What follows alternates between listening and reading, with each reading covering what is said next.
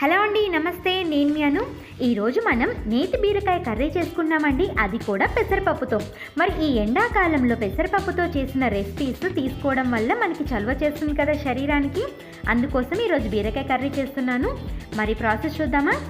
దానికోసం బీరకాయలు, టమాటా, ఉల్లిపాయలు, ఒక అరగంట పాటు నానపెట్టుకున్న పెసరపప్పు, ఇవన్నీ రెడీ చేసుకున్న తర్వాత స్టవ్ పైన ఒక గిన్నె పెట్టుకోవాలి. గిన్నె పెట్టుకొని వేడైన తర్వాత ఇందులో కొద్దిగా ఆయిల్ వేసుకొని ఒక స్పూన్ తాలింపు గింజలు, కొద్దిగా కరివేపాకు, కొద్దిగా ఎండుమిర్చి వేసుకొని వీటిని బాగా కలుపుకోవాలండి. ఇవి కాస్త వేగిన తర్వాత మనం కట్ చేసి పెట్టుకున్న ఉల్లిపాయల్ని కూడా వేసుకొని ఒక 2 నిమిషాల పాటు బాగా వేయించుకోవాలి. ఉల్లిపాయలు బాగా వేగాలండి, మీడియం ఫ్లేమ్లో పెట్టుకొని వేయించుకోండి. ఈ విధంగా ఒక 2 నిమిషాల పాటు వేయించుకున్న తర్వాత కొద్దిగా అల్లం పేస్ట్ వేసుకోవాలి. అల్లం పేస్ట్ కూడా వేసుకొని పచ్చివాసన పోయే వరకు వేయించుకోవాలండి. ఇవి కాస్త వేగేలోపు మనం పెసరపప్పు నానబెట్టుకున్నాం కదా, వాటర్ అంతా తీసేసుకొని వడకట్టుకోవాలి. ఇప్పుడు పచ్చివాసన పోయిన తర్వాత కట్ చేసి పెట్టుకున్న బీరకాయలు, పెసరపప్పు కూడా వేసేసుకోవాలండి.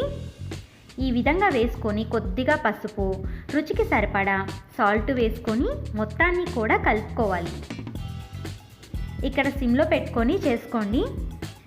ఈ విధంగా మనం బాగా కలుపుకోవాలండి. మొత్తాన్ని కలుపుకున్న తరువాత సిమ్లో పెట్టుకొని ఒక 5 మినిట్స్ పాటు ఉంచుకోవాలండి, మూత పెట్టేసి. ఒక 5 మినిట్స్ తర్వాత ఇవి కాస్త మనకి చక్కగా ఉడుకుతాయన్నమాట. ఈ విధంగా ఉడికిన తర్వాత మనం ఆల్రెడీ టమాటాలు కట్ చేసి పెట్టుకున్నాం కదా, ఈ టమాటాలని కూడా వేసుకోవాలి. టమాటాలని కూడా వేసుకొని ఇవి కూడా బాగా కలుపుకొని మరొకసారి మూత పెట్టుకోవాలండి.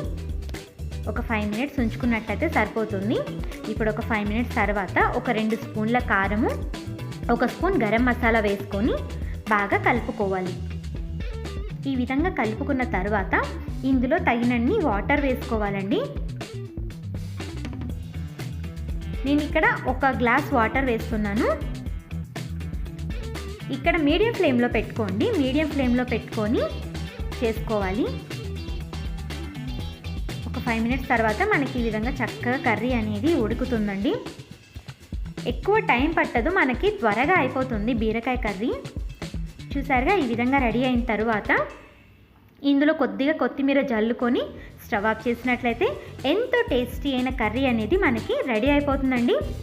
చూసారుగా, పెసరపప్పు నేతి బీరకాయ కర్రీ చాలా టేస్టీగా ఉంటుంది. మీకు చపాతీలో కానీ రైస్లో కానీ చాలా బాగుంటుంది. మరి వీడియో కనుక నచ్చినట్లయితే తప్పకుండా సబ్స్క్రైబ్ చేసుకొని మీ సలహాలు, సూచనలు కామెంట్ రూపంలో తెలియచేయండి. లైక్ చేయడం మాత్రం మర్చిపోకండి. వీడియో చూసినందుకు ధన్యవాదాలు. Thank you so much.